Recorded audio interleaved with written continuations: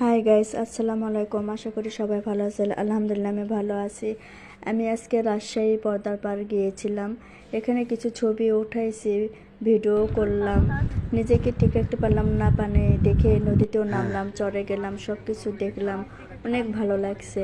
আমার মতন কে কে এই পর্দার পাড়ে গিয়েছো, লাইক কমেন্ট করে জানাবে। আল্লাহ হাফেজ। আজ একটা দিলে ছবি উঠবে। বুঝতে পারছি, রাখো। কত মুখে আপনার উঠেই গেল।